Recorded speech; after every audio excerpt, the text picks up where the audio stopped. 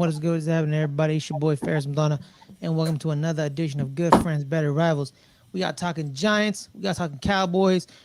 Final week of preseason, week 3. Some teams got week 4, the Jaguars and the Raiders, I believe, but everyone else got 3 weeks. What it is what it is. We're coming down to cut days. The projected 53-man roster. Giants cut some people, Cowboys cut some people, but to break it all down with me, it is the man, the myth, the legend, the annoying one. Caleb, Caleb, how are you? How are you, man? You doing good? How am I the annoying one? I don't know.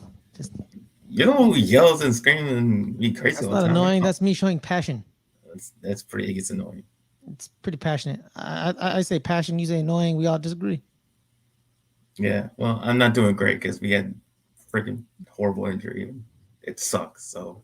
Well, let's talk about it, man. Let's talk. Well, first, when we talk about it, but let's quick review of some big NFL stuff. Hard Knocks, season 3. Not season 3, episode 3. It's like season what? Season what? 20 or something? I don't know. But yeah, Hard Knocks this new season, episode 3.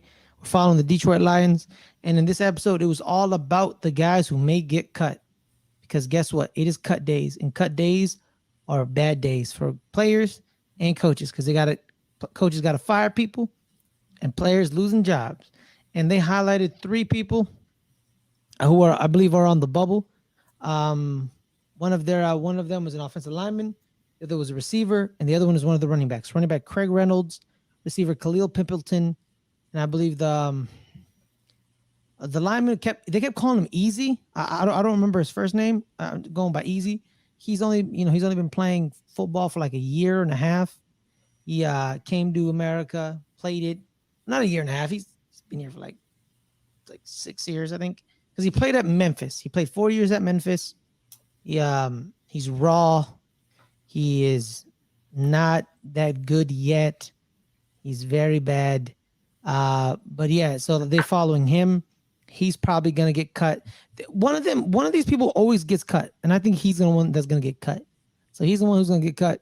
Khalil will probably come back to on like a practice squad maybe. And I think Craig Reynolds will still be on the team because running backs are very good special teamers, and always have good depth at the running back position. So there's that. So they follow, but each individual story is kind of different. Khalil's the local kid. He went to Central Michigan. Shout out to Tony Hendo. Being an AFC North fan, I don't know why, but I think I would take a shot. Who cares, man? It's the AFC North, man. They hate themselves. I mean, they hate themselves. They hate themselves and they hate each other. Oh, so it is weird, Go talk to some Bengals fans, dog, who've owned you this past year. Craig Reynolds, it got very deep with Craig. It got very deep because we were given behind the scenes video of him talking to his brother. You know what I mean? His brother is incarcerated. So he was talking to him when he was in jail. Our division, we are winners. Yeah, y'all haven't won anything in since 2012. So it is what it is. Y'all suck. It's fine. Shout out to Davon. Davon, I'm rooting for Marcus Freeman, but I ain't rooting for the Irish. I just want you to know that. So there's Craig Reynolds, his brother, who hasn't owned the Giants. A lot of people haven't owned the Giants. Yeah, well, a lot of people have owned the Giants. We weren't a very good team, so it's fine. We're a horrible team, and we'll see. Well, a horrible injured team. We're not a very good team. We're all injured. We'll talk some Giants and how, some stupidity erupted yesterday revolving around a player. Or the Knicks. That's a good point too. Whatever, man. He's a bandwagon fan. He's a Warriors fan from Baltimore. He has to have hopped on the wagon. Handle those people that be like, when the Bullets became the Wizards, we're like, I ain't rooting for the Wizards. Forget the Wizards. All right, I'm no longer a basketball fan. And then Steph Curry comes out of nowhere and is like, hey, I'm a root for the Warriors. Fraud. All right, continue. Yeah, but it was very a low episode of Hard Knocks. None too crazy happened, but the biggest part of it was run TMC. I forgot Tony's 50. I forgot Tony was 50. Yeah, I forgot Tony was 50. But yes, the highlight of the show was the joint practice behind the scenes photo video with the Colts. They did drop it as a tweet a couple of days prior to the show. It was Jamal Williams versus Zaire Franklin in in kind of like pass pro and pass blocking. Uh, you know, I give it to Jamal 2-1. Because 2-1 Jamal, so Jamal kind of win because Zaire was caught holding, and then one of them Zaire definitely beat Jamal. Then the other one, I gave it to Jamal, but if you give it to Zaire, I ain't really tripping. It showed some good, behind the scenes video of it because like we always hear about the fights, right? The fights, like they're always fighting. But Hard Knocks always when they videotape a joint practice, Caleb, it's always phenomenal. Like the Texans Washington joint practice. That joint practice had two things happen, Caleb. D'Angelo Hall dying, we all know about that. In that same practice, a brawl broke out in that practice, and Hard Knocks caught it. Like a brawl broke out. So there's that. So joint practices are always awesome. So They're always back awesome. when talking about Hard Knocks was good. Huh?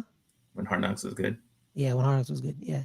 Like when Rex Ryan was like, you know what? Let's go get a snack. I was like, yeah, Rex Ryan, let's go get a snack. I mean, good for you. But Caleb, any thoughts on Hard Knocks? I like the comedy routine. He was making fun of Dan Campbell making no sense of his butt cheek comment. Yeah. Josh James, local comedian. Yeah, that I had no idea what that meant.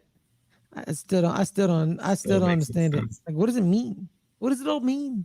What does Dan Campbell mean when he speaks? I don't know.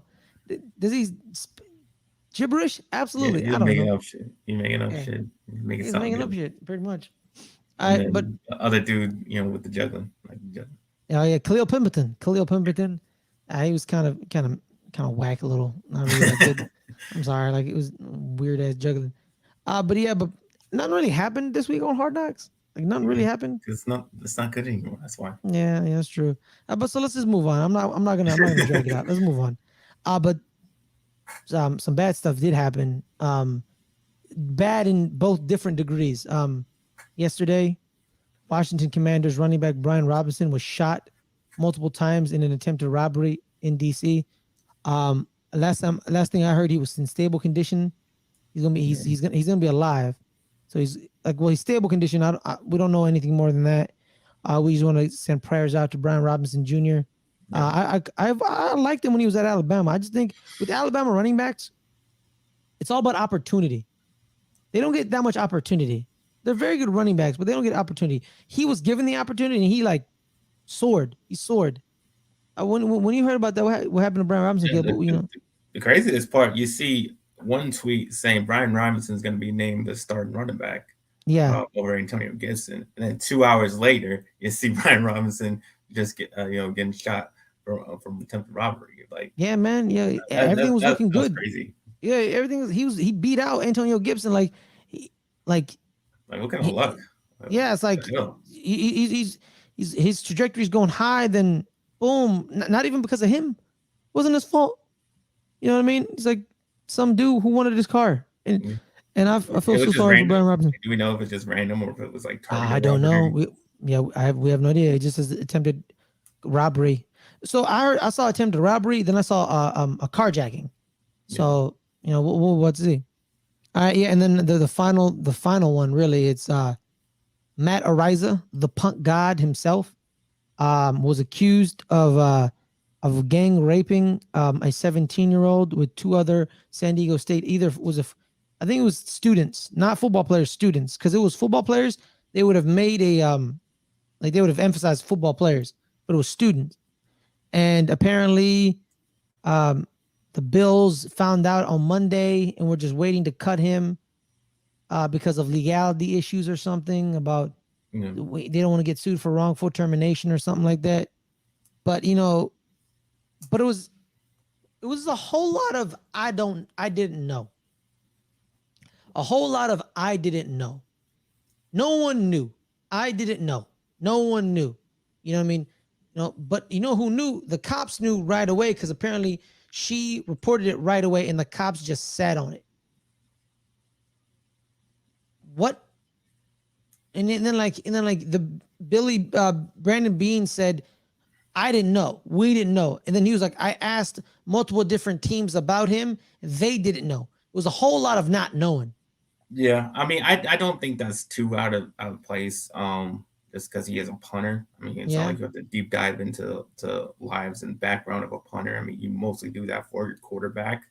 Mm-hmm. Um, and I mean, if you're doing it for a quarterback, you didn't know if there's a quarterback, it would be a totally different story to me. Yeah. But I mean, it is a punter. I mean, you're not really gonna. I mean, can he punt? I mean, that's basically all you really Yeah. want from the guy.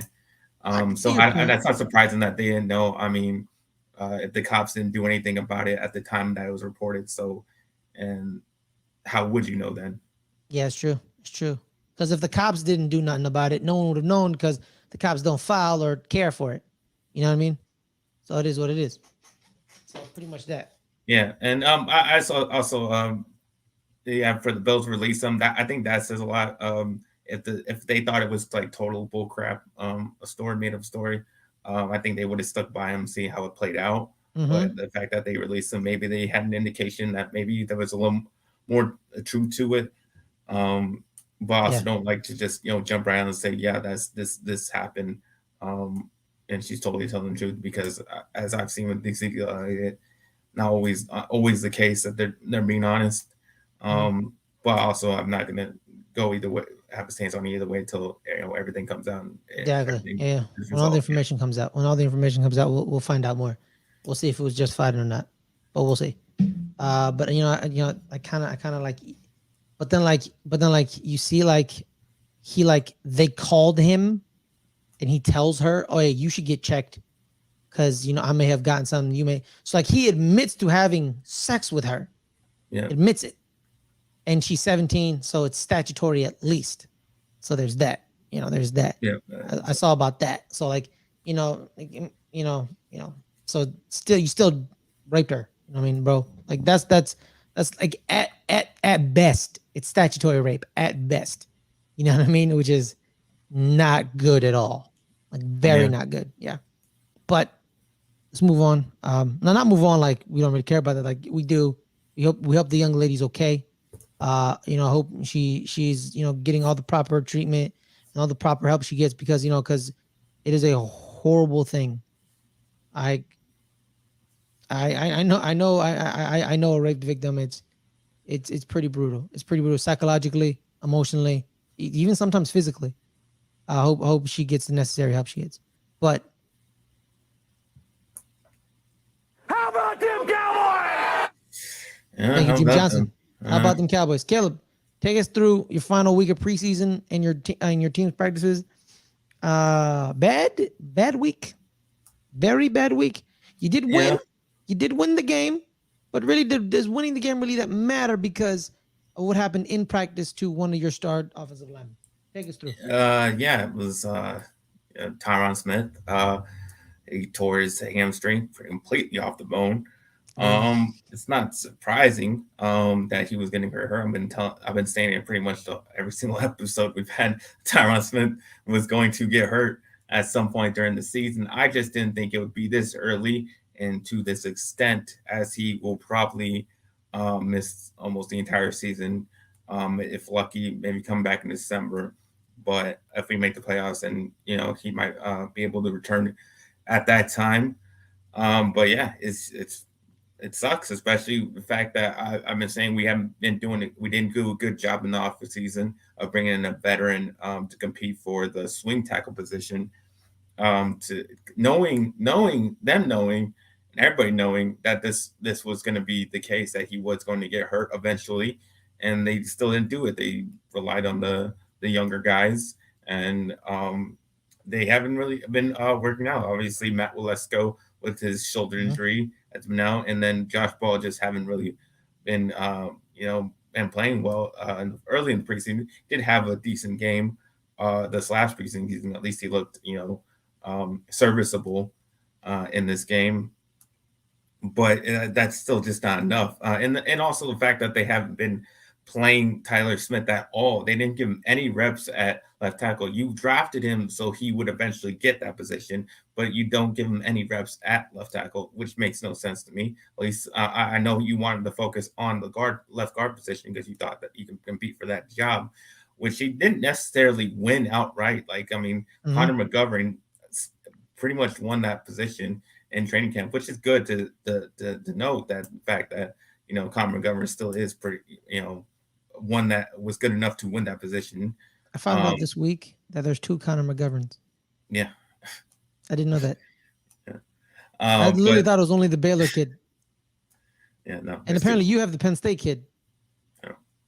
But yeah, so like I was saying, we should have been playing him at left tackle, at least a little bit. But now now all of a sudden now we want to put him at left tackle, given that he's had no reps there.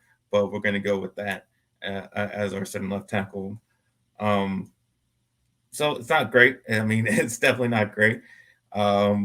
It's going to be an adjustment to get through. Definitely in the past, it would be an effect on the pass protection that's going to suffer the most. Honestly, the run game, I mean, running behind Conor McGovern and Tyler Smith might actually be pretty good, considering those 2 guys are really strong. But yeah, definitely, it's really hard to not let Dak get just slaughtered out there. That's going to be the most important thing that he has to adjust to. Hopefully he can. I mean, he's still got a little bit of time, get some reps in, but hopefully he can be ready by the week 1. And we'll see what happens. We're just gonna have to fight through, just like we're gonna have to fight through the receivers injuries. We're gonna just have to fight through this injury, and I mean, we've seen it. I mean, we've seen the Bengals with bad offensive line make the Super Bowl. We've seen the Chiefs the year before make the Super Bowl when their offensive line wasn't very good. So we've seen it happen. You're correct, but those 2 teams had something. Some, what do you call it? Phenomenal wide receivers. Caleb, Yeah. You have one, and what do you call it? Yeah, good head coaches. That's true. Yeah, well, no, not necessarily. We don't know that Zach Taylor's a good head coach. I'm not sold on that.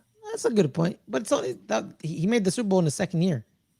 That mean he had Joe Burrow. Could we? Yeah, I mean, just because he may not look like a sexy name doesn't mean he's a bad. He's a good head coach. Well, I'm not sold on him. We'll see. We'll see. I'm not sold on him yet, but we'll see. I'll see it. Yeah. But I mean, like I said, it's not the be all and all. If we can just fight through that. Fire Mike McCarthy. Maybe he'll make it to the Super Bowl. Yeah, maybe. But I do think we'll get through it. It might be rough, but like I said, like I've been saying, our defense is just gonna have to step up and carry us through during this offensive adjustment period early on in the season. Yep. So Caleb, let's talk it through. You put here Micah Parsons on Undisputed every Tuesday. Yeah. What does that mean? What are we doing? He's gonna show up every Tuesday? Every Tuesday. Like for the entire show or like a segment? The entire season. Like on the show for a segment or the entire show? I don't even know because I don't watch that shitty ass show. Why? So, yeah. Why? I don't know. I don't know if it was like Jerry's doing. Since probably. Because Jerry, this is the way Jerry is, man. He uses Skip and Stephen A, and they don't know they're being used because like you have the Cowboys' biggest hater, and Cowboys' biggest homer, right? So in both instances, you're talking about the Cowboys. So if you have one of your star players on a show with the biggest homer, he's just gonna stroke your player's ego. He's like, you know what I mean?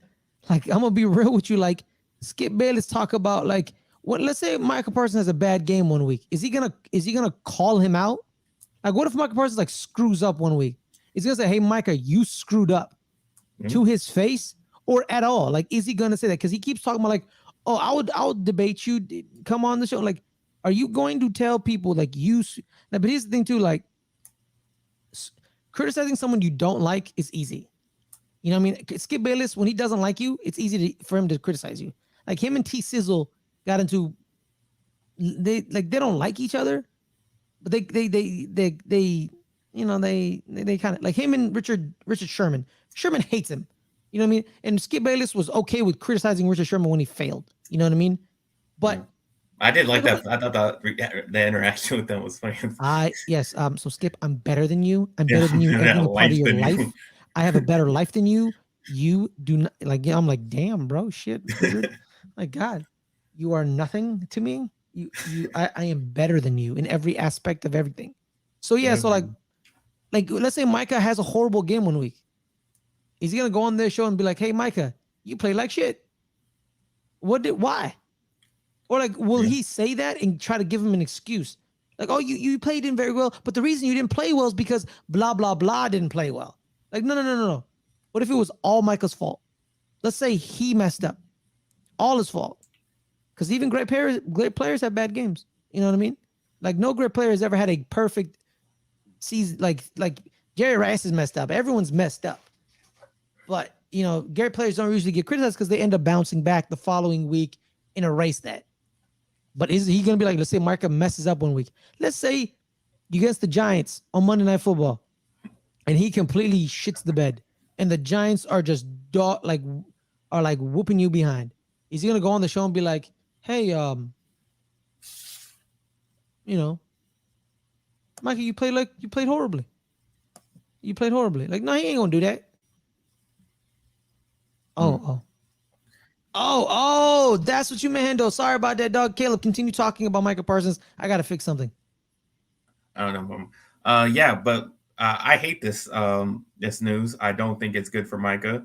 I think it's completely distracting. He doesn't need to be freaking talking on that horrible show. That show is terrible. They don't have real opinions. They have a bunch of fake ass opinions, and everybody knows it. All the other real sports analysts and writers, they all make fun of it because they know what they do.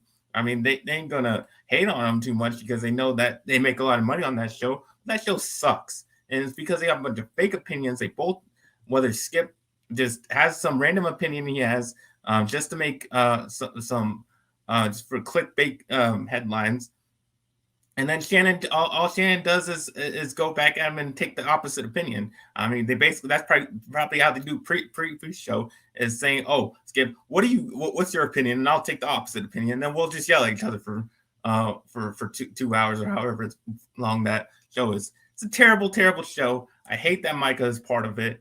Like I said, it just seems like some Jerry Jones promotional deal. And yeah, doesn't need to be doing it. He needs to be locked in on Tuesday. I don't give damn if it's off day or what.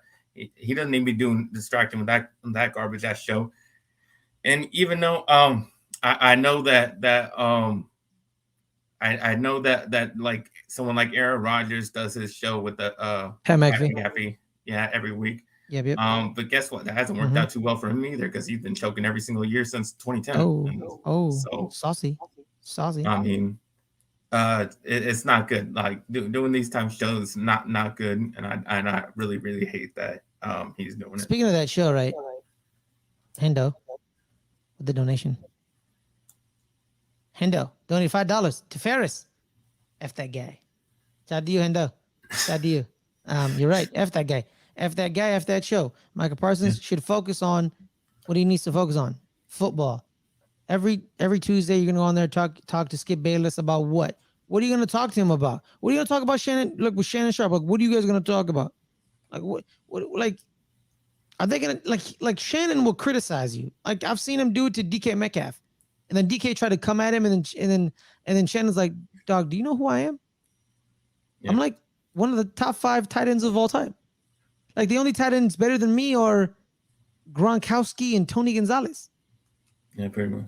Like pretty much. Like, and DK Metcalf was like, "Oh, my bad, G. Sorry about that." It's like the hell. Check my resume, son. He was talking about you. Who? Tony. Oh. Salty. That's what you are. Salty pop. That's what he is. He's a salty man, that Hendo. But yeah, so yeah, like it's not more what to talk about it, man. Cause and you know what's so funny about those people who make fun of it, those people who make fun of that show. He's the one thing I find that funny. And no, I'm saying that they'd make fun of it, but they know what it is. They don't hate on them personally because they know that they're just trying to make headline. They're just trying to make money. So they don't really they hate on, but they know they make fun of it because they know it's ridiculous nonsense. Well, also too, like they would like some of that ridiculous nonsense. You know what I mean? Like I mean, everybody can do that. I mean, everybody can sell out their own opinions and start making garbage like they do. I'll sell my opinion for $10 million. Yes. Hey man, you give me 12 million, I'll go out there and say, you know what? Tom Brady sucks. I'll say it. I will say it to my blue in the face. Yo, if you give me $10 million, you know what I would say? I would be I like, you mean, know that's what what? Bayless does. He says LeBron That's sucks, and then he gets $10 million. that's literally what he does. That's literally what he does. It's wild. But yeah, so let's move on, Caleb. So the Cowboys actually won their game this week, 27-26. Yeah, we did. Who are they against? The Seahawks. The Seahawks. That's the Seahawks. Oh, I watched that game. Oh yeah, of course you won, bro. Drew Lock, horrible. He garbage. Oh my god, he was trash, making all our dude. guys. He was like, "Oh, that guy's gonna make the team. That guy is gonna make the team." Yeah, like interception. Dude, he did it again, bro. He threw it inside on the outside route, bro. Like they're going outside. Throw it on the outside shoulder, dude. That's why it's called an outside route. That's why it's called an outside route.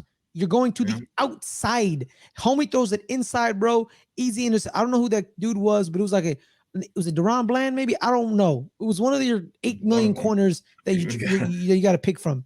But I'm like, bro, this dude's gonna make the team because of Drew Lock. Bro, Drew Lock is So dude, he is. Oh yeah. God. Trash. They got 4 picks, combined picks off those quarterbacks that played that night. 3 of them were from Drew Lock. Yeah, 3 from Drew Lock. From Gino. So that was pretty good to watch. Bad thing was like we got 4 picks and we only won by 1 point. So I don't. That says a lot about what the offense was doing. But yeah, the offense was doing nothing. Shout out to Cooper Rush, the fighting Chippewa. No. That's what I was about to get to. Cooper Rush, not good. He wasn't good in that game. But he barely played in the game. But still, even in the small time he wasn't good. So it was Will Greer most of the game, right? Yeah, Will Greer had a rocky start. He looked like he was bad. He had bad footwork. Looked like he was slipping on himself. But he started picking it up and he started looking good. Started throwing some touchdowns, and he definitely rebounded after his rough start in the beginning. And then Benton Nucci, the Nooch. We're gonna talk about him. The Nooch. Next topic. But yeah, he was whatever with that guy. Man, the hatred of the Nooch is just unnecessary. Man. And Sam Williams was a big highlight to me. He was just a menace. And it was first round pick Charles Cross versus second round pick Sam Williams, and Sam Williams was dominating his ass. Pretty much the entire time which is funny. You know why? Because it was Ole Miss versus Mississippi State. They have faced each other for years. They faced each other for the past 4 years, so they know each other. Like they know each other. So like I don't expect Charles Cross to fully dominate that guy because like that guy knows him and he knows him. So it's gonna like there's always that one person that always gets you. You know what I mean? So like Charles Cross needs to be better, but like he's going against someone he's faced for 4 years. That's the thing that's crazy to me when you think about it, right? When I was watching the game, I'm like, Ole Miss, Mississippi State, they've been facing each other for the past 5 years. 5 years they've been going after each other. So like, Sam Williams kind of beating Charles Cross doesn't kind of shock me because it was kind of like maybe it was expected. It was either or, either Sam gets the best of him or Charles gets the best of him. And Sam won in this case. You know what I mean? Yeah. And shout out to Bruce Banner in the chat. He says, Eskridge, the receiver, ran the wrong route on that play, but the others were his fault. Understandable. There you go. Drew Lock still sucks ass, but it's all right. And Jared agrees. Jared agrees with me, by the way. He ain't gonna disagree. Shout out to Geno Smith. Go continue. Yeah, so Sam Williams just like had a great sack. He just pretty much bull rushed across, right into Drew Lock. I think it was Geno Smith actually that was playing. He just got him down, and he was basically doing that all the time. He was disruptive. He was on run plays. He was getting to the run, messing up the run, making them the runner have to bounce outside, and he would still go run out there and make the tackle even when he did that. So he was looking really good. Been really impressed with him pretty much throughout the preseason, and I think we got a really good guy there in the second round. I think that's why you guys weren't really tripping when you lost Randy Gregory, because you're like, like I was saying, he's way better than Randy Gregory in the run game. Randy Gregory did not know how to play the run. He was pure pass rusher. This guy can play. You know what's funny about that? Like he's a pure pass rusher, right? And he only had 10 sacks, his most in 1 year. No, he never had 10 sacks. He never had 10 sacks. Most sacks was last year was 6.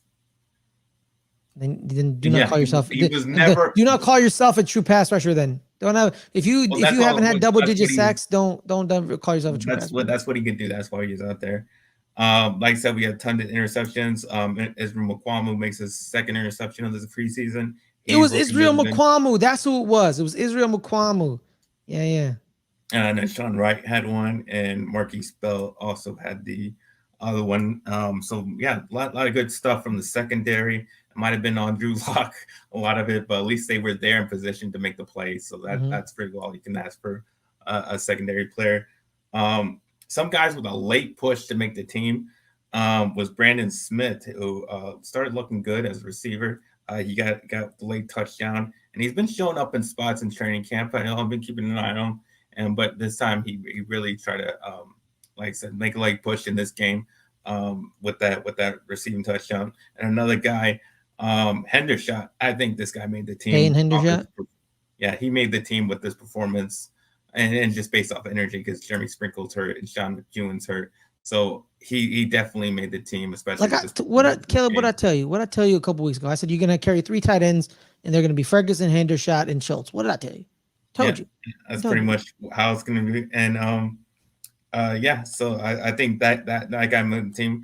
We'll see on Brandon Smith. There's a lot of injuries on the receivers, so he might have a chance there. But we'll see. All right. Next topic. So cuts, Caleb. We're cutting people. So Hendershot made the team, and probably Sprinkle and the other tight end probably get cut. Yeah, unless they're injured. Pretty much. Unless probably IR maybe. Or the guy we cut was fan favorite TJ Vasher. You cut TJ Vasher. Okay. Yeah, we cut TJ Vasher. People liked what he did when he made that amazing catch in training camp, during practice. Like he was a tall, lengthy guy, but he just didn't do in the game. He didn't really do anything in any of the 3 games that he's out there. It was just basically all practice stuff. And if you don't show up in the game, then you're not going to really make the team like that. And also, like I said, I was talking earlier, Brandon Nucci finally got cut. I was waiting for this, and I hope he doesn't come back on the practice squad or anything, because I do not like that guy. Hatred of the Nooch. Not good. He's terrible. Always hating on the Nooch. He throws the ugliest ball. Either with the sidearm garbage that he does. I did not want him to make the team. I hope he doesn't come back on the practice squad. And and I still haven't forgiven him for losing that Eagles game, because if we had any semblance of quarterback play in that Eagles game in 2020, we would have won that game, because the Eagles were playing like crap, and all we needed was some quarterback play, and we would have won that game. So I'll still never forgive him for that. You need to let that go, man. No, I won't. But yeah, we'll get to you want to do the 53-man projection? Yeah, who's projected to make the team? Like, there's a couple articles out. Want me to just go through every position? Yeah, let's do it. All right. We'll start with quarterback. Let's start with quarterback. Hold up. Let me bring. I think I actually had the Cowboys one up here. Give me one moment. Talk quarterback. Quarterback. It's gonna be Greer and Dak, right? Yeah. But no, it might not be. That's this thing. It's really a toss up for Cooper Rush or Will Greer. I like Will Greer better. I think a lot of the fans like Will Greer better. But do the Cowboys, the coaching staff, like Will Greer better? I don't think so. I think they like Rush, because they're going to stick to that. They're going to stick to that Vikings game. They trust that. They trust in what they've seen and what they've seen. Rush won the Vikings game last year, and they probably will go with that. But there's still hope for Greer to make this team, to be the backup. But we'll see. We're not going to carry. I don't think we'll carry 3. I think we'll carry 2. So we'll see. We'll see who gets cut. But my pick would be Will Greer. Well, yeah. Well, here's the one I was looking at was who was it? David Hellman. David Hellman, right? He said 3. Y'all gonna carry three quarterbacks. That's what he said. Yeah, y'all gonna carry 3. There you go. We could carry 3. But the running back thing, that's the thing. The running back thing, that's the weird thing, is because he has you guys cutting Malik Davis. Yeah. That's because Rio Dado has been here, but Mm-hmm. Malik Davis has been more impressive this Mm-hmm. preseason. You know, he's made more plays, he's been more made more yards. I think he's made more highlight plays than Rico Dowdle. I'm not saying Rico Dowdle is bad. Rico Dowdle still, was impressive. Rico Dowdle did what Malik Davis did last year. Like he was showing all that potential last year. He just didn't Mm-hmm. do as much this year. Mm-hmm. So I think they just like him just because they're more familiar, and maybe they can Davis on the practice squad. But if it was my pick, I would pick Davis as a third running back. Mm-hmm. Mm-hmm. All That right. would So be receivers with David Hellman, he said, here are the receivers: CD, Gallup, Tolbert, Brown, Fahoku, Turpin, James Washington. And he's saying when Washington gets put on IR, either Dennis Houston or Brandon Smith could take that spot, maybe. But yeah, like I what do you said, think? What do you think? Brandon Smith made that late push and the last preseason game. But Dennis Houston has been consistent all throughout training camp. I definitely want Dennis Houston on the team. I think he'll make. I think Dak is really comfortable with them. So my pick would be Dennis Houston. I would also look at Denzel Mims out of New York because the Jets are either going to trade him or cut him, right? And I Yeah. think due to the fact that you're depleted at the receiving core, like the young guys are the young guys, and that's cool and all. Let them play, but you still got to. I know like Denzel Mims is Denzel Mims, like he doesn't really move the needle, but he's played in games. That's true. But honestly, I We're don't just think Mims projecting. is. But here's the thing, Caleb. I don't think Mims is the juice isn't worth the squeeze on Mims. Like he's literally like he like the young guys you have now are what he is the last couple years. You know what I mean? He's Yeah. had good seasons, like good-ish seasons. Nothing like to be like, yo, Denzel, like because this thing, if he blew everyone out of the water in New York, right? No one would be thinking of getting rid of him, right? But due to the fact that Corey Davis, Garrett Wilson, and Elijah Moore have outplayed him, well, not even Garrett Davis. Garrett Davis hasn't outplayed him. He's just their number one pick. So he's definitely going to make the team. Corey Davis is their big signing. He's definitely going to keep him. He's only been there for like a year. This is the second year. And then Elijah Moore, apparently, like last year, he's the quarterback that popped everyone's eyes out. Denzel Mims hasn't really warranted me to even call him he isn't warranted someone like, hey, you got to call up the Jets to trade for Denzel Mims. Like no one's ever warranted that. Like that's what he's never done for me. Like personally, my own opinion. But the Cowboys could send him a fourth round or a sixth round pick and get Denzel Mims. Maybe. Yeah, that's what I was gonna say. Just because this is a 53 man, just like that's gonna be on Tuesday, that a week later could be totally different. Not made like totally different, but that end part of the roster could be totally different. Because it's gonna bring in guys that can, guys that can come from other teams. So it'll look different, but this is just a projection for like tomorrow, basically. Yeah. So tight ends, Hellman also said it's going to be 3. Yeah, Schultz, we already know. Ferguson, Hendershot. Yeah. Sprinkle was released last week, and Sean McKeon is injured. Offensive lineman, you're carrying. He said 9, carrying 9 offensive linemen. Tyron Smith is a guaranteed, even though he's injured. But he's going to be on IR, obviously. IR. Connor McGovern, Tyler by. Tyler His last Smith. name? No. The other Tyler. There's only one Tyler. No, there's another Tyler. Your center, Tyler. Oh, Biotish. My bad. Biotish. Tyler Biotish. Zach Martin. Duh. Oh, the best guard in the entire NFL. Well, maybe one of the best. Either him or Quentin Nelson. Terrence Steele, your starting right tackle. Tyler Smith. Matt Farnock. Farnock.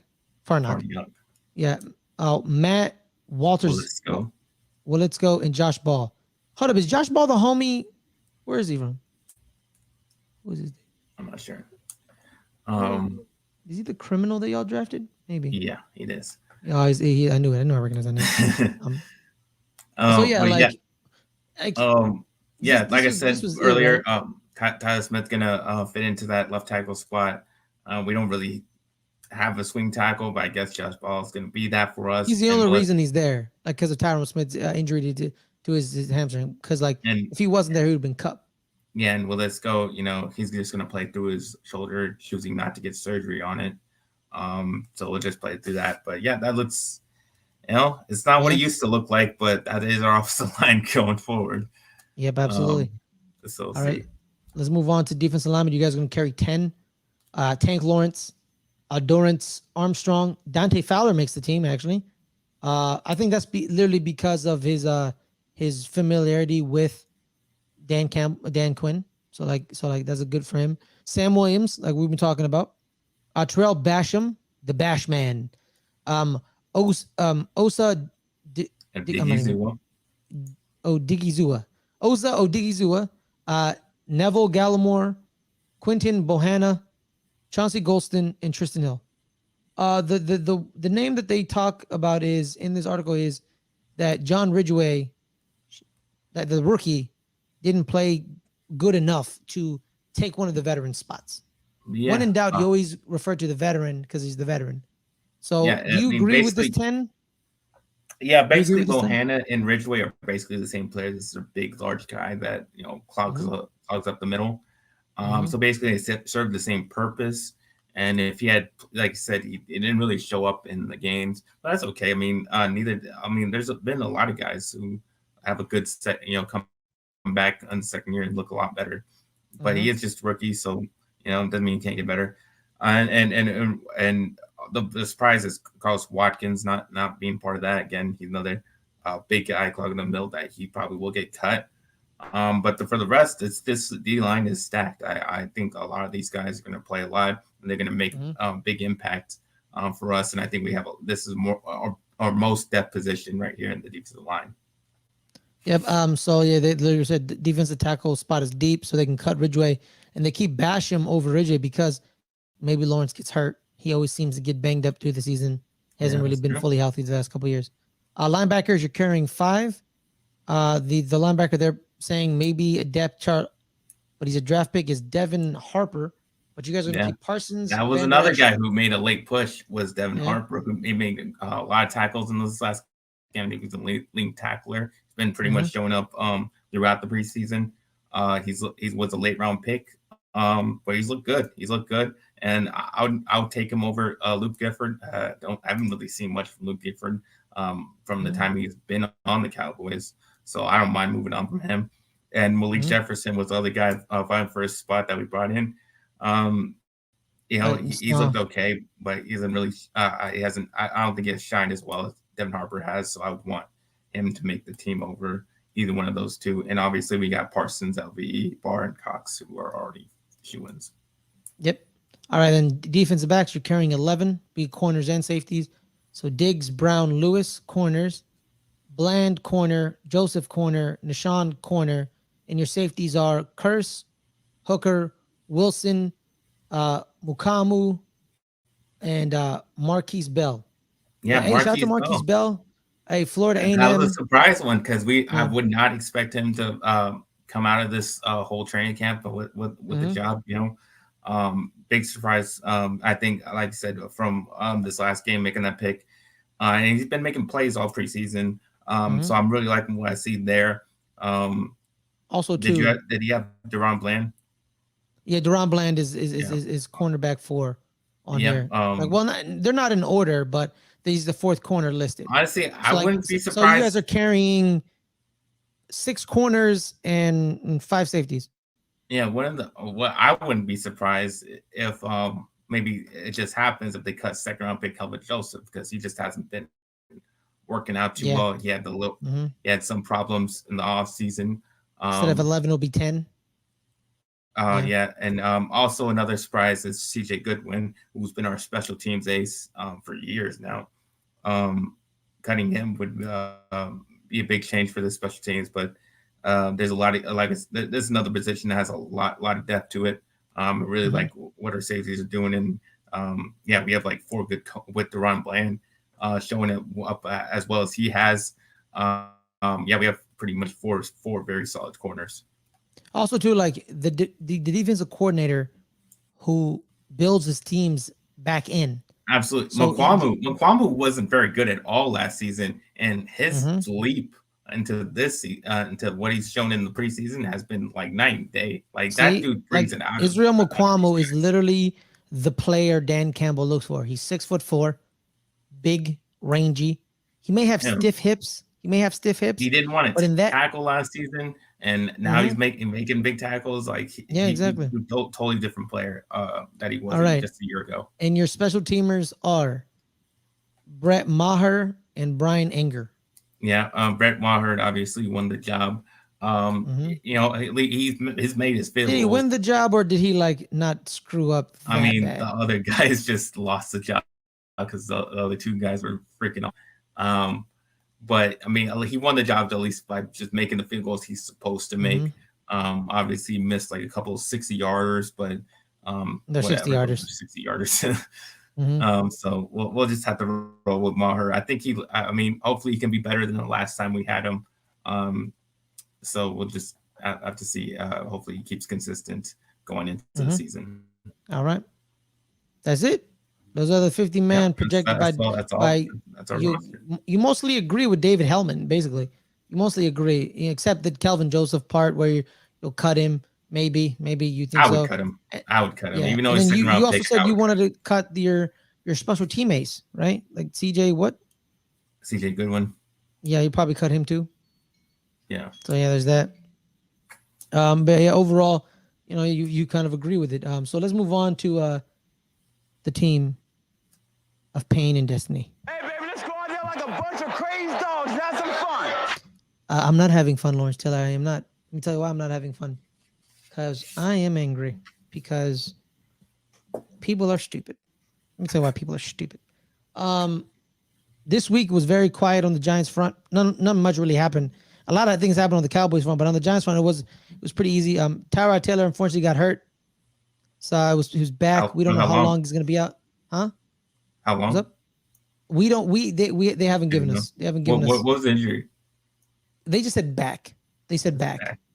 That's what they said. They said back. Well, I mean, yeah, your offensive line didn't look good in that game. I mean, they didn't. But no, because it was none of the starters. Like none of the starters played. Still, like literally none of the starters played. The only backups, the only backup that I have any faith in is Devernay Hamilton because he's played very well in his versatility, because he's played left tackle and guard in the preseason, right? He's played both positions. Like they're gonna cut a lot of people. Like Roy Metabike is getting cut. Like at one moment we had 10 healthy offensive linemen in preseason. Again, preseason. The offensive line's been very hurt all preseason. The starters haven't really played together because everyone's usually hurt. Feliciano missed a couple of games. Our starting center missed a couple of games. Glowinski, Matt Gano had to retire because of his neck. Shane Lemieux got hurt. Our starting left guard. It was gonna be Thomas Lemieux on the left side. Lemieux got hurt his leg. So like it's just been awful. But that's not what people want to talk about this week. People don't want to talk about that. They want to talk about the receiver room. That's what they want to talk about. And it's specifically one receiver. Where now people are starting to piss me off. Okay? People are starting to piss me off. All right. Kenny Galladay hasn't been very good. Yeah, right? just cut him. Last year and this year. But just cut him. But the problem is, here's the thing. I get, like, the problem is when you have a new regime. They value certain players in the old regime differently, right? They don't, like I said last week, Kenny Galladay has no fit in a Brian Daboll offense. Because let me be real with you, if Brian Daboll like actually cared about Kenny Galladay, he would create plays for him in the past game to get him going. You know what I mean? Like, so like Kenny Galladay really hasn't been involved in the offense this preseason. But I also think this is what I also think it is. It's so vanilla. The offense is so vanilla that we don't fully know the capabilities of this offense because everyone is still learning it. Everyone is still, like, Saquon's still learning it. The offensive line is still learning it. Daniel Jones is still learning it. The receivers are still learning it. The only person who knows this offense is Davis Webb. It's because he's played in this offense. He was in Buffalo with Brian Daboll. That's why he is going to make the team. Well, that and Tyrod Taylor's injured. Yeah, both. But yeah, like, literally, dude, we lost to the Jets. I don't really care about the wins or losses in preseason because forget about that. It doesn't matter. because the dude who had a great game is gonna get cut. You know what I mean? That linebacker, what was his name? Let me check, find out his name. He was paid very well. Austin Calitro. The man had an interception. He returned it for a touchdown. Had a great game. Guess what happens? Guess what's gonna happen to Austin Calitro? He's gonna get cut. Like that's the thing. Like the game really doesn't matter if you think about it. And the defense, the defense isn't the problem. You can clearly see the defense is not the problem. You know what I mean?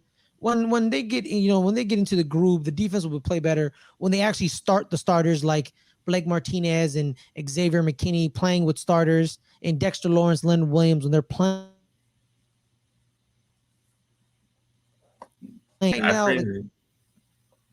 My bad. That's probably me. Me. I don't know. I don't know. Maybe. Go ahead. We'll someone in the chat will tell us. But now I'm gonna talk about why I'm mad. All right, there was a play that's circling around the internet around Giants, and they're talking about Kenny Golladay, and pissed off because it was fraudulent analysis. They wanted to make it a story when it isn't a story. You cannot like Kenny Golladay in the contract. That's fine. But find real reasons. And the real reason is this. It was Dave Gettleman signing. He thought one thing. But guess what happens? When you get a new GM and a new head coach, they value different things. So they don't value Kenny Golladay. Does it make him a bad player? No, it doesn't.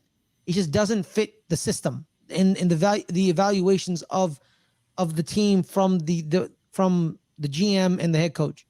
Like that, like a bunch of great players have been cut because they don't fit the new regime. Doesn't mean they're bad players or bad, people.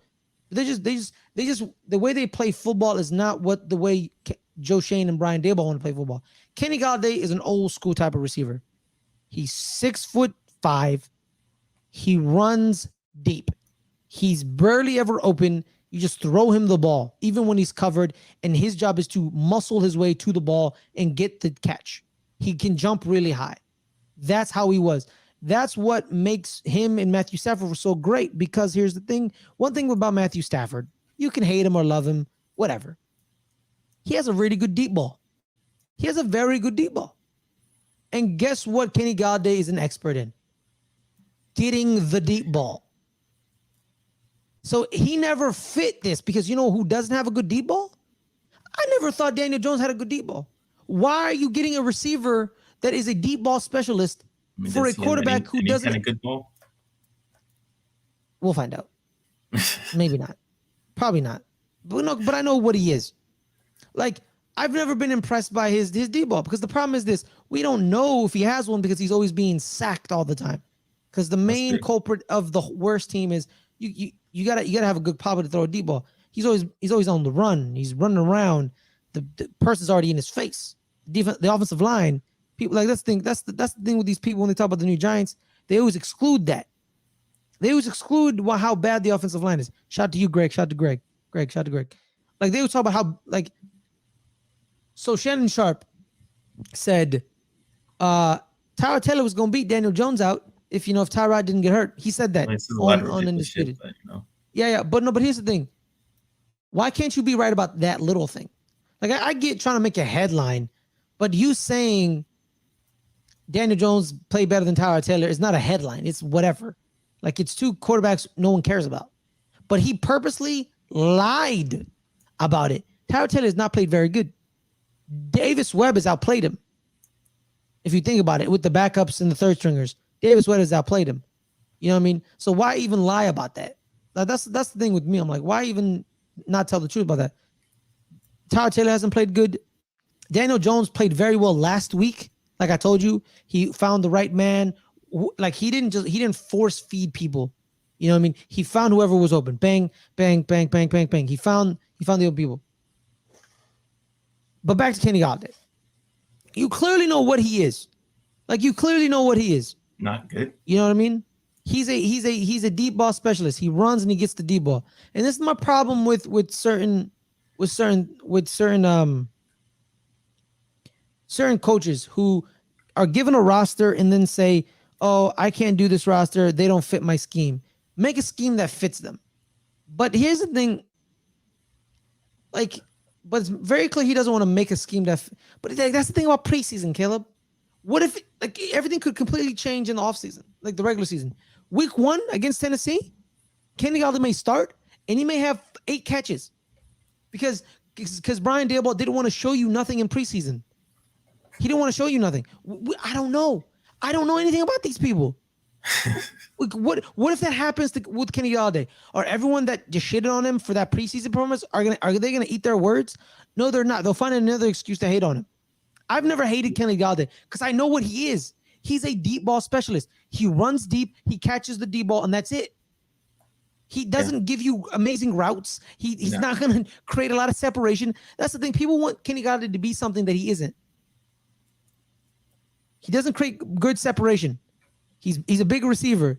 He can run. That's good. Because you took him, paid him so much money. That's why you want to be. That's why people are so mad about it. But honestly, with me, it's like it ain't my money.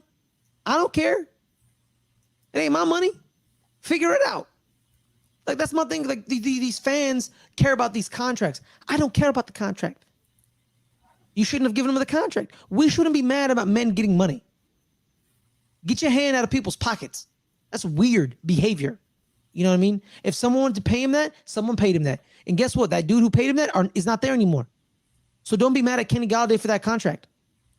Be mad at David Gettleman. I don't blame Kenny at all. It's like I don't blame Kenny for that contract. His agent negotiated a deal, and David Gettleman. You're not playing better. Well, David Gettleman should have negotiated a better deal. So Kenny Galladay is trying to get the most money for his limited performance in Detroit. David Gettleman agreed to that money. That's David Gettleman's fault. Every player is going to try to get more money than they're worth, Caleb. That's just common practice. It's the GM if he laments it or David Gettleman said, "Sure, we'll give you that money even though you may not deserve it." I don't blame Kenny Galladay for trying to get the money. That's what he's supposed to do. Like if someone's be like, "You know what, Ferris, you're worth $20." I'm like, "Sure, if I'm worth $20." But if I'm negotiating with somebody, and I'm like, "Nah, give me $100. I want $100." And the dude gives me $100, even though I'm valued at 20. It ain't my fault. That's your fault for giving me the 100. You know what I mean? I did my job. I tried to get more money. It's your fault for saying, no. We'll just negotiate down to like 60. And then be like, "Nah, how about 80? No, 50. You know what I mean? Like imagine the contract. You know what I mean? Like that's not Kenny. I don't blame Kenny Galladay for the contract. That's Dave Gettleman's fault. And people should be mad at Dave Gettleman. It's his fault. It's always his fault. You know, and that's what people want to talk about, the receiver room and how he was lazy on that right. Because one, if you look at it, it's an RPO. Receivers are not allowed to block on RPOs. They can't. It's illegal. Mm-hmm. It's illegal. If he does it, it's a flag, dummy. So what you do is you're supposed to shield your defender and pin him to the sideline. It looks bad because Matt Breida ended up busting it up to the outside. So I'll talk about Matt Breida a little bit later. I don't think he should be on this team anyway, to be honest. Why not? Not looking good. He didn't look good. He hasn't played very well.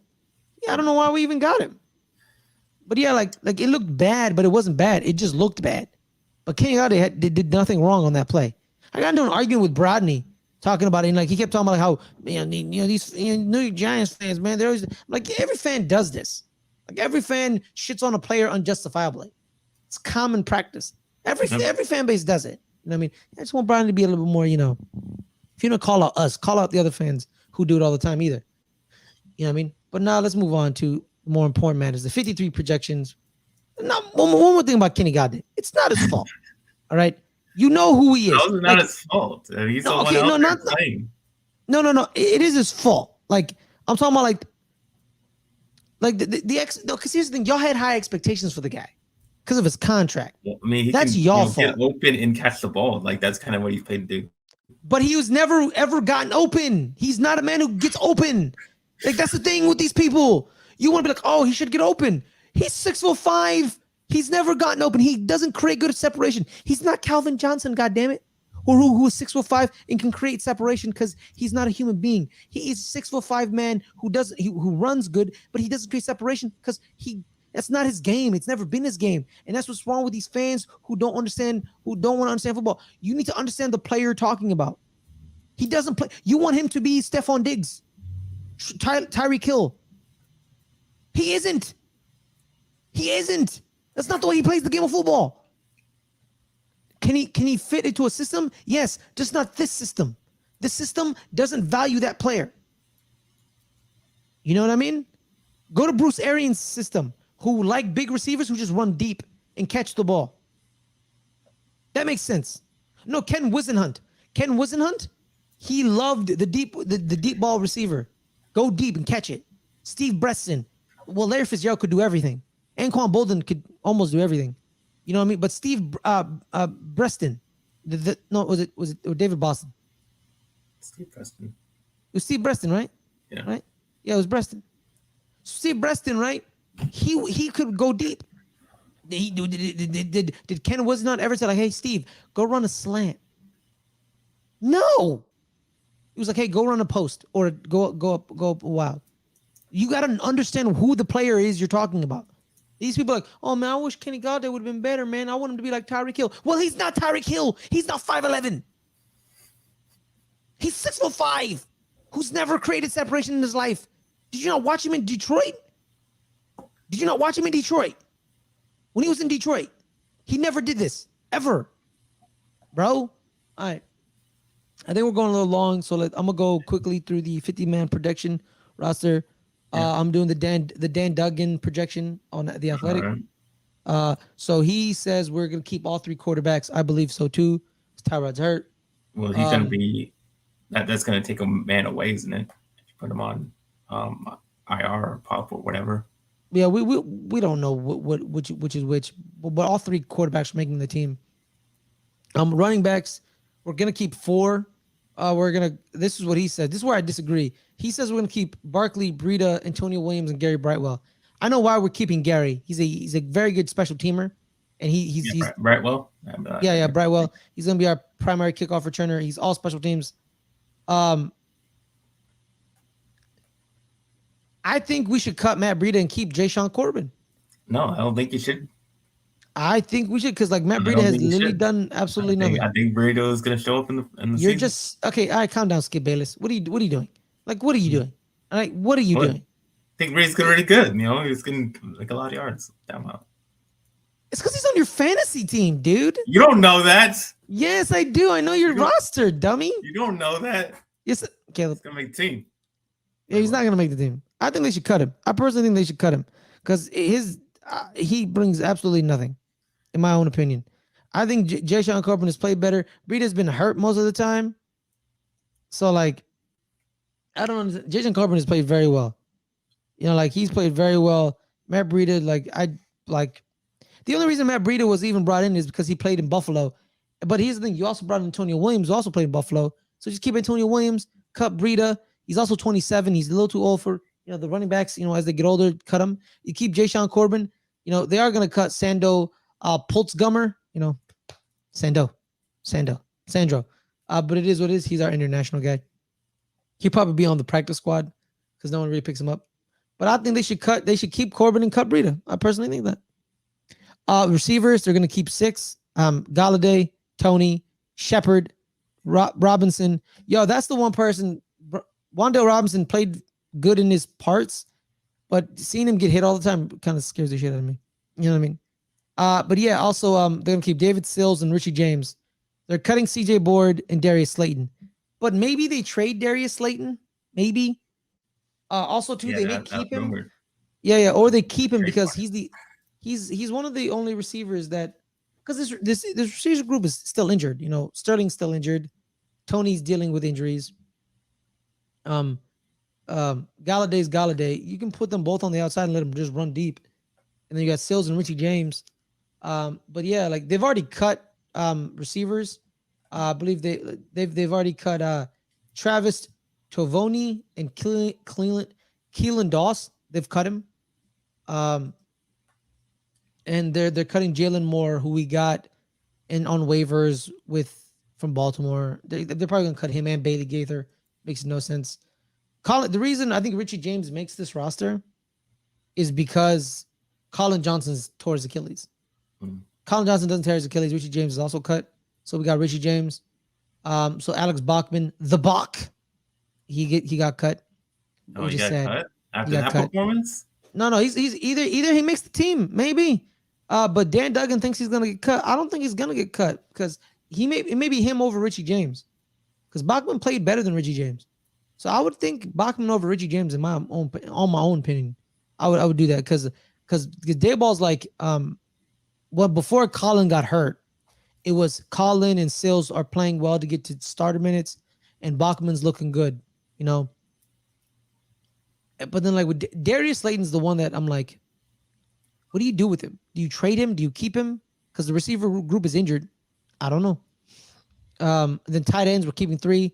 Daniel Bellinger, Chris Myrick, and Tanner Hudson. We're going to cut Austin Allen. This is what Dan Duggan's thinking. And I kind of agree with it a little. There was this one receiver who I think broke his forearm. This tight end who broke his forearm, who was at the University of Maine. I don't remember his name, but I think they already put him on injury. Then offensive lineman, we're going to keep 9. So Thomas, Lemieux, Feliciano were guarantees. Mark Glonski and Evan Neal, duh. And then Josh Ezewudu, Jamil Douglas, Ben Bredesen, and Devaney Hamilton. We're cutting we already cut Josh Rivas. We've already cut Josh Rivas, and we already cut Eric Smith. So Dan got those correct. But he's also saying we're going to cut Max Garcia, Will Holden, and Roy Matabike, which makes sense. Roy has never played professional football. I think Roy's going to be a practice squad candidate. You just put him on the practice squad because no one's going to pick him up. Like, no one's going to pick him up. Just put him on your practice squad, teach him a couple things, and keep it moving. Max Garcia is the one that's really eye-opening because when we signed him, that's one of your free signs, right? Yeah, he was in the running for a starter job, either like one of the guards or center. But now we're cutting him. He just didn't perform well. He just didn't perform well. Because we also lost Marcus McCathan to a torn ACL. So there's also that. So Garcia is one of the signings that we kind of dipped out. Like the Giants just make a bunch of bad signings in free agency, you know.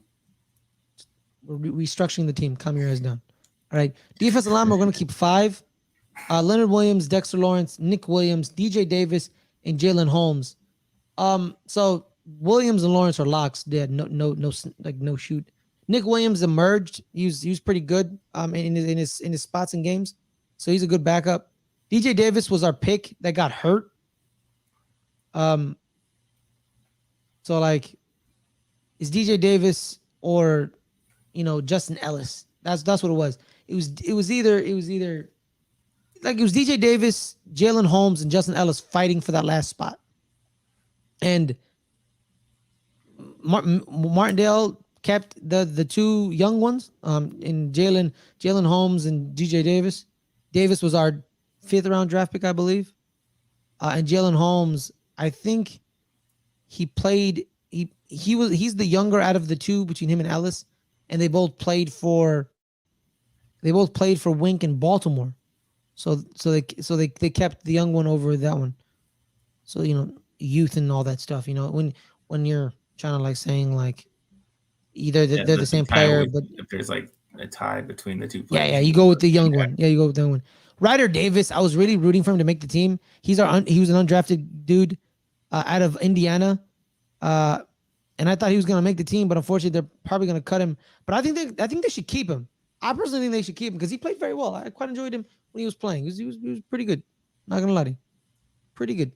And then the linebackers, it's pretty straightforward. It's gonna be Aziz, Kayvon Thibodeau, Blake Martinez. Well, outside linebackers. They split it. Outside linebacker. Kayvon, Aziz, Jihad Ward, O'Shane Zimenez, Ellerson Smith, and Quincy Roche. So there's that. But they're also so basically every outside linebacker that was brought in is probably gonna stay because people thought Quincy Roche was gonna get cut. Maybe not. Probably him or Ryder Anderson. He may take Ryder's spot. So So like O'Shane Zimenez, it's been kind of him and Ellison Smith hasn't really played a lot. He's been hurt. So I really don't know what the hell is he good or not. Like I have no idea. Is there I an have no update clue. on Thibodeau? 3 to 4 weeks. Does 3 to that 4 mean weeks. he didn't start on pup? So then No, maybe no, another no. guy. I don't know. No. They haven't. They're probably gonna keep him on the active roster if you think about it. Uh-huh. They haven't really updated me on anything on Kayvon. On the inside linebackers, they got Martinez, Tate Crowder, Micah McFadden, Carter Calhoun, and Cam Brown. See, here's the thing about the inside linebackers. They're so athletic. They can play both. They can go inside and outside. Because Tate Crowder played some outside last year. Same thing with Cam Brown. They flowed. They can. It's a lot of versatility. Also, too, I think one of these guys made the team because Darian Beavers tore his ACL. So probably Cam Brown or Carter Calhoun probably made the team because Darren tore his ACL. So there's that. And then, corners, literally like I don't even know why they even brought any other corner because I knew they were going to keep Adoree, Aaron Robinson, Darnay Holmes, Dirty 30, Cordell Flott, and Rondarius Williams. Like, I have no faith in this group. Yeah, that's I legitimately have no faith. They could prove me completely wrong. They can prove me wrong. I want to be wrong. I want to be wrong. But I don't see how in a scheme where he blitzes a lot and it's a lot of man, these are the corners you're going to throw out there. I'm sorry. And we're keeping 4 safeties. Xavier McKinney, Julian Love are starting safeties. Dan Belton, who broke his collarbone, they really love him out of Iowa, so they kept him. And Nate Metters, I think they shouldn't keep Nate Metters, and I don't know why.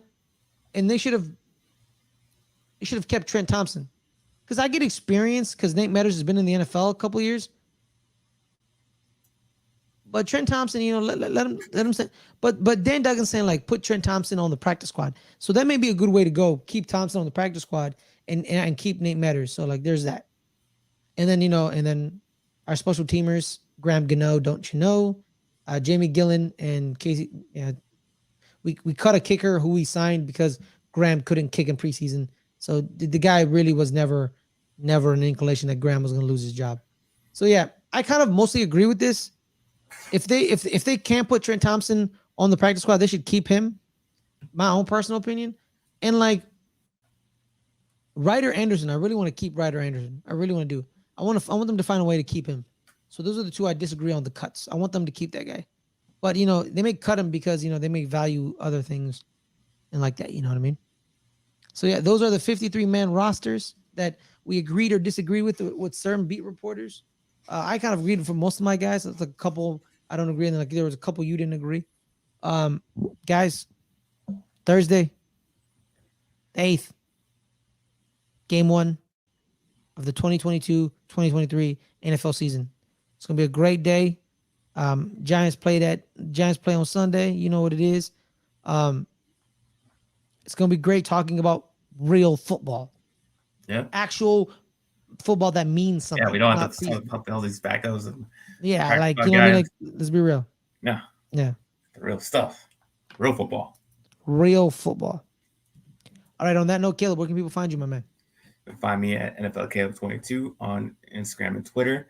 You can find me on this channel on Betting the NFL. And you can find my articles on the website at letsgetreadynetwork.com. All right, guys. I'm Ferris Muthana. You can find me at Ferris Muthana right here. You find me here every Monday, 3:00.